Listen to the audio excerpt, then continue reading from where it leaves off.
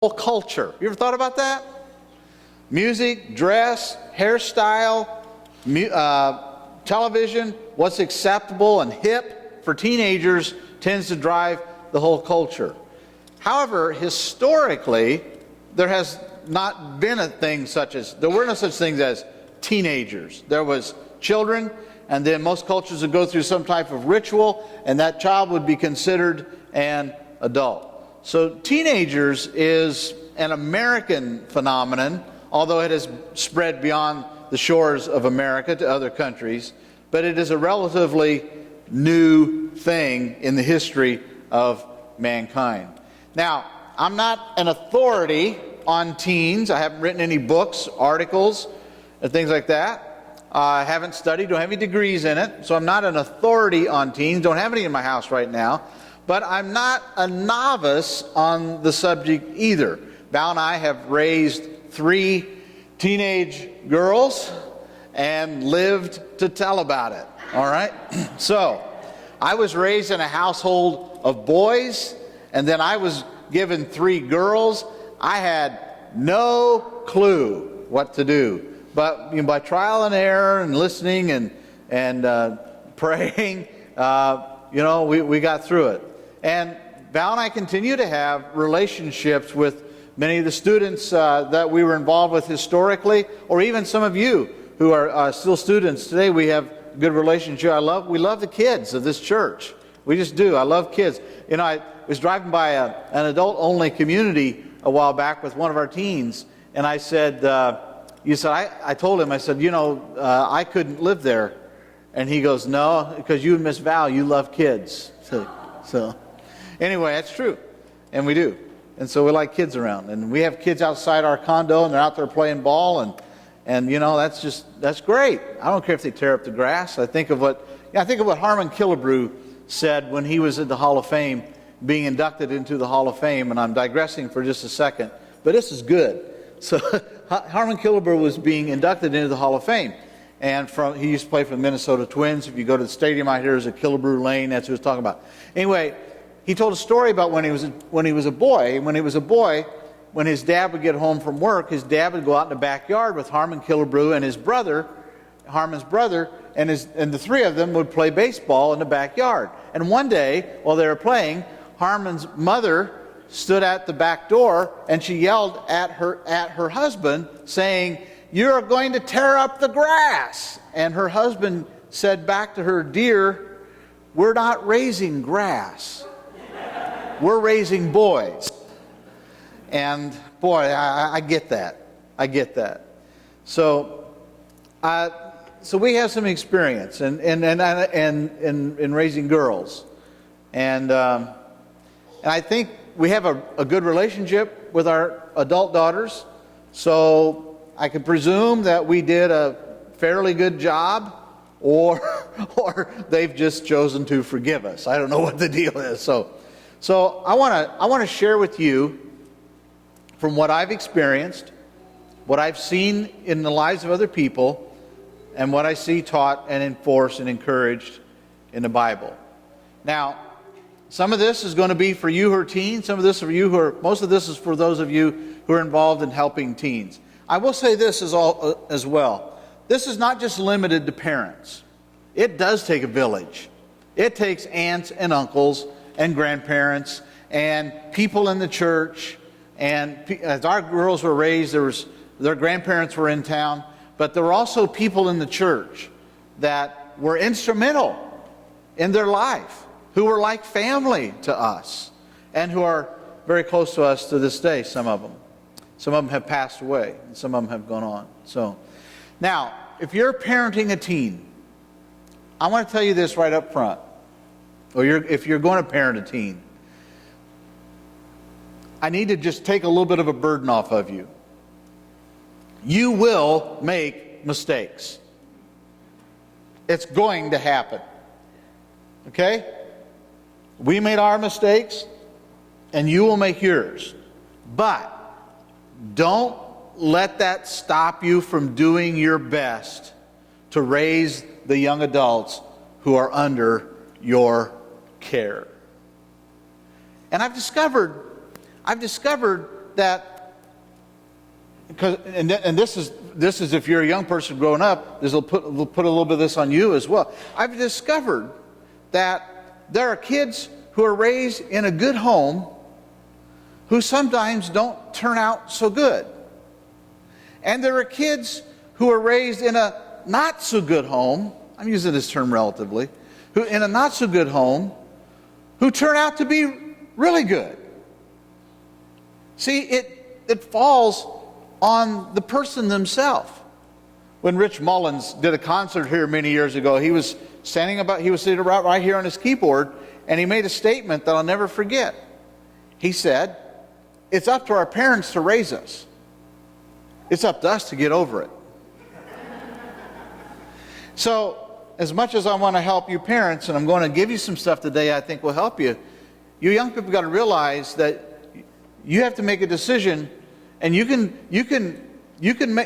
parents can set a good or a bad example, and you have to decide which one you're going to follow. You can learn what to do by looking at your parents, and you can learn what not to do by looking at your parents. Because if you've raised in a very dysfunctional family, you can learn what not to do. So I'm not going to be like that. So all of us have some responsibility. But teens, they're a unique class of people. and so the question is, what do teens need that we can help them? Because we want to help them grow to become healthy adults. And what do they need? Well, I'm going to give you 4 things that they need today. I'm going to try to move through it quickly if I may, but I'm going to go through it. One is this. There's no question. Teens need role models. They need someone to look up to. Now, hopefully, that will be their parents or their grandparents. But if not, they will find someone to follow, someone to pattern their life after. They need someone to show them how to live. And that should be parents. As you were growing up, you're adults, many of you are adults, as you were growing up, who was your role model? You probably had somebody, probably was your father, your mother, aunt or uncle, grandparents, somebody like that. Maybe it was Roy Rogers, I don't know who. But who was your role model? You had someone to look up to, someone to pattern your life after. And that's what they need. That's what we all need. We want to say, I want to be like him or her, if it's a girl. Now, I believe biblically that parents should be role models. Ideally, parents should be role models. That's why God put us here. One reason is to be a role model. Charles Barkley made a statement a few years ago. He said, "I'm not a role model. I'm not paid to be a role model. Parents should be role models." And Barkley, he got a lot of grief for that statement, but he was right. And nobody wanted to hear it, but he was right. Boys need men to pattern their life after. And girls need women to look up to admire, to replicate those qualities in their own life. So parents, what I'm going to encourage you is, be a role model for your kids. Don't shy away from that. Let them see in you the qualities that you want them to have. Live the Christian life in front of them. Show them how to be godly men and women. Teach them the ways of the Lord. Encourage them in right behavior and set an example for them to follow, because they need that. And if they don't find an example to follow in you, if you're detached or distant or too busy or don't have strong feelings or given the wrong, if they don't find it in you, they will find it in somebody else. They will find it in other people. No question about that. One of my daughters said to me one time, I about fell off the floor. One of my daughters said to me, she said, "Dad, you're the best Christian I know." Well, I don't believe that's true. But you know what? I'm glad she believes that. Now, before I leave this business about role model, I want to share something with you from Ruth Haley Barton's book called Sacred Rhythms. It's about a paragraph, so bear with me. But this is fascinating, and it's relatively new information. The need to perceive a deeper meaning for our lives is not just a midlife phenomenon. According to brain specialist Joseph Chilton Pierce, a brain spurt occurs in early adolescence related to the capacity for idealism. An adolescent's greatest developmental need is for adults whose model of a meaningful life encourages this idealism. If this capacity for idealism is not encouraged, the young person experiences profound frustration. Pierce suggests that our epidemic of teenage violence is a direct result of stunted brain growth and frustrated idealism caused by lack of meaning in the adult world that confronts the teenager. When we move into adulthood without having discovered a deeper sense of meaning and purpose for our existence, our disillusionment can settle into a profound and sometimes very subtle cynicism and emotional detachment. You ever seen that? That are quite antithetical to the hope, passion, and energy that are basic to our Christian faith. Teenagers need adults to look up to and to pattern their life after what they see in those adults. Here's something else teenagers need. They need discipline. Now that's two meanings. One, it takes the form of accountability. By that I mean learning respect for authority, having to answer to someone. The Bible, I mean, all throughout the Bible, there's this matter of respect for authority. It's a biblical tenet. I'm going to be teaching on this in the fall when we do Principles of Abundant Living. And one of the things we'll talk about is authority. No question about it. A fundamental tenet of being a Christian is having respect for authority. Now, there's a negative side to that. If a person does not have, if a young person does not learn respect for authority at home, they will learn it from the law. But it's much better to learn it at home. Now, there's a positive side to the accountability too, and that is that having someone to be accountable to creates, although you don't seem to like it at the time, creates a sense of security, meaning that someone cares enough about me to check on me and hold me accountable. And parents, I'm saying that this is up to you. And so I realize that you want to reason with your teen and you want them to make good decisions, and now all that is fine and good, and hopefully they will. But at the end of the day, they don't need another buddy, but they need parents who will love them and guide them through life. Now, this matter of discipline takes not only the form of accountability, but it also involves this matter of boundaries. And I don't even want to hear this. We're talking about structure. We're talking about freedom with limits. What am I talking about? Boundaries where? Well, first of all, with regard to curfew. Nothing good happens after midnight.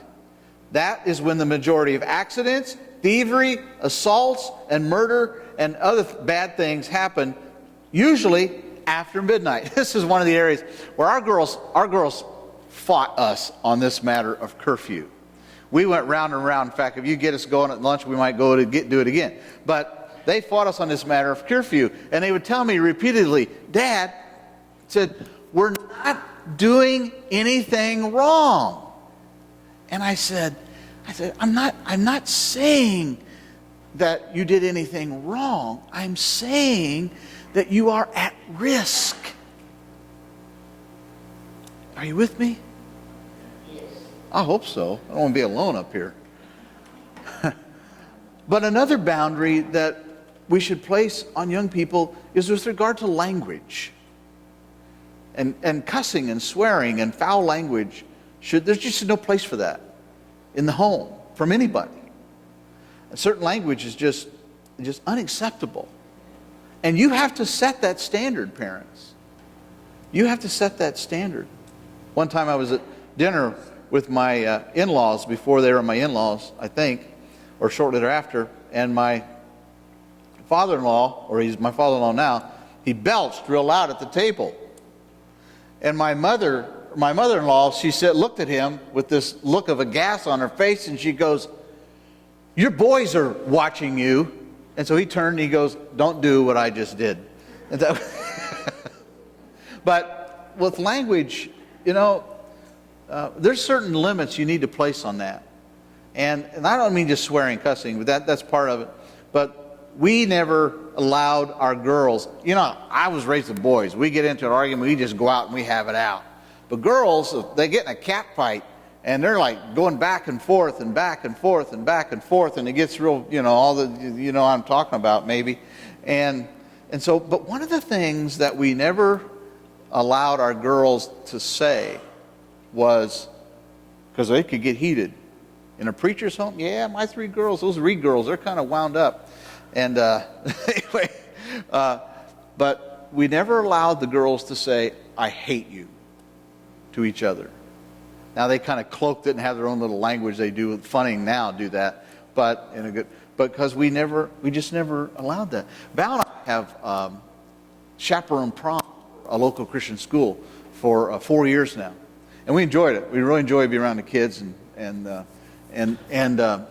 but this last few weeks ago we were chaperoning prom, and Val was in the restroom, and she overheard one of the girls who had come to prom on the phone with her dad using the worst vulgar swear words that are in the book to her dad, describing how the other kids were treating her, but talking like this to her dad. She goes to a Christian school, talking to her dad, using that language. Not good. Not good. Kids need boundaries with music. If music has vulgar lyrics, gone. They need boundaries with video games. Video and electronics are good things, but they can become obsessive behavior. And it's just healthy to set limits. And I don't believe a child should have that at the dinner table. Look, say it this way. A child cannot learn to deal with people if his or her head is always in a video game. I could have said Jesus is Lord, and you wouldn't say anything louder than what you just said. That hit a nerve. Isn't it amazing? So parents, we need to be the ones to set some of those boundaries. Okay, let's move on. Teens also need love. They need love. What kind of love? Well, all kinds of love. They need hugs and affection. It's reassuring. They need to hear you say, "I love you." You remember when Ron Burfinger was up here a few months ago, and he told a story about the young man that he was ministering to in prison? And after Ron had ministered to him a few times, Ron said to him, "I love you." And the guy said to him, "Other than my mother, you're the only person who has ever told me that you love me." I wonder how many people are in prison because nobody loved them. Nobody told them and reinforced it. I love you. Teenagers need love in the form of time. They need time. So those projects that you help with, those endeavors that you get involved in, those soccer games that you go to you think are never going to end, those school activities that you drag yourself to, those are all valuable because love is spelled T-I-M-E.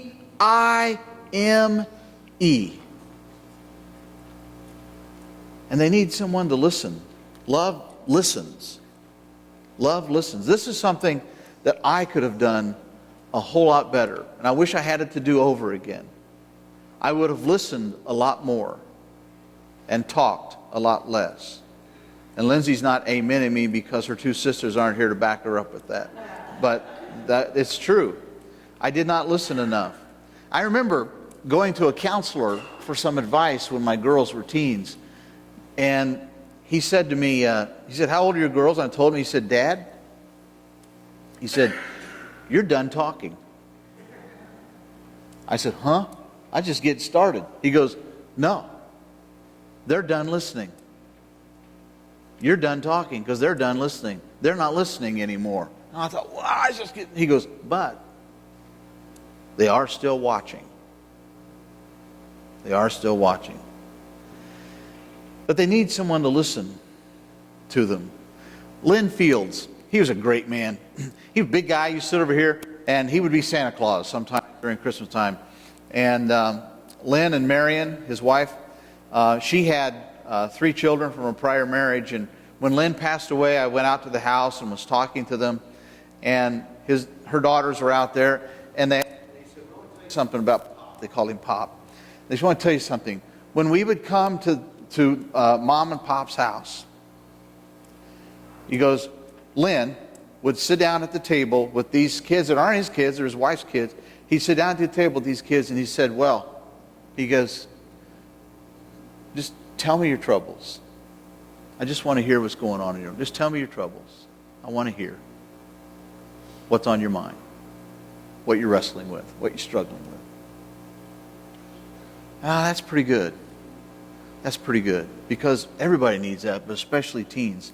They need somebody to listen to them.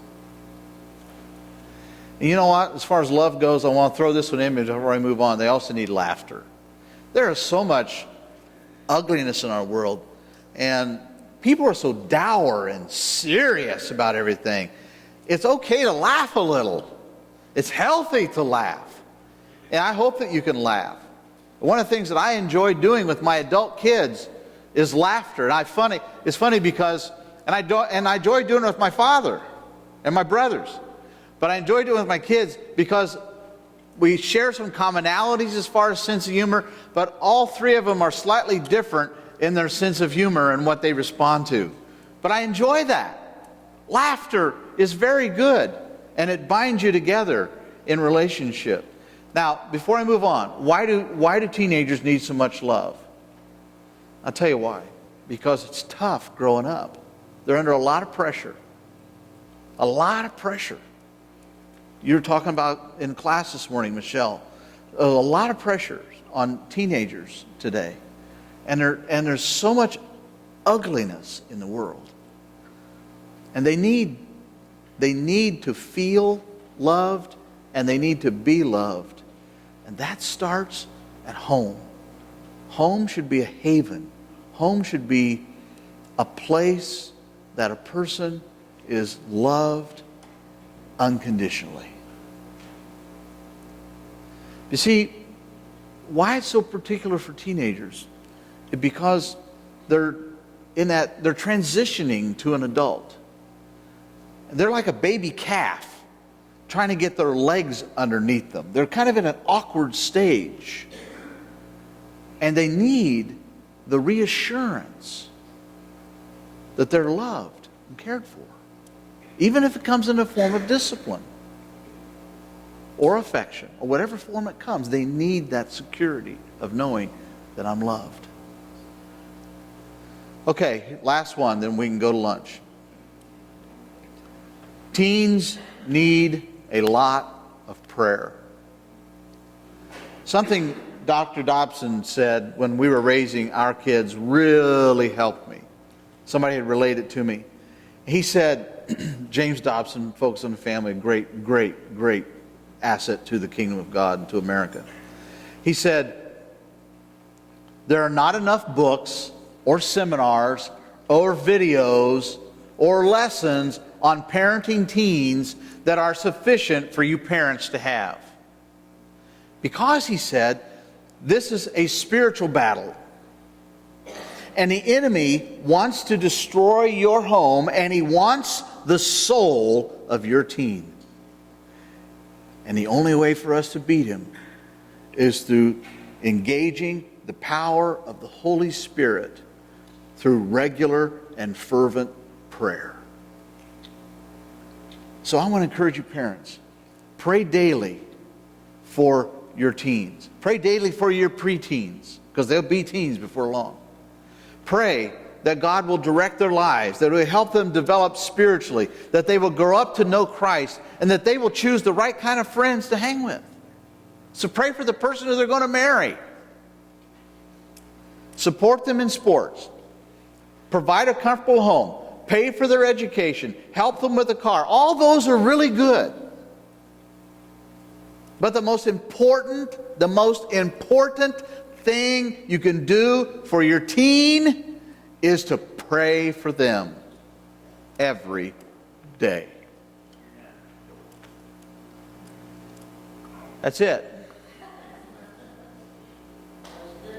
There's no manual. I'll tell you this, there's no manual on being a teenager. And there's no manual on parenting one either. But we can draw some principles from the Scripture, as we've done a little bit today, and there's others that help guide us. I will say this again, you're going to make some mistakes. And sometimes you'll be too lax, and sometimes you'll be too strict. But just keep at it. Pray hard, and love well. I love this passage from Proverbs 20, verse 7. The righteous who walks in his integrity, blessed are his children after him. Let's pray.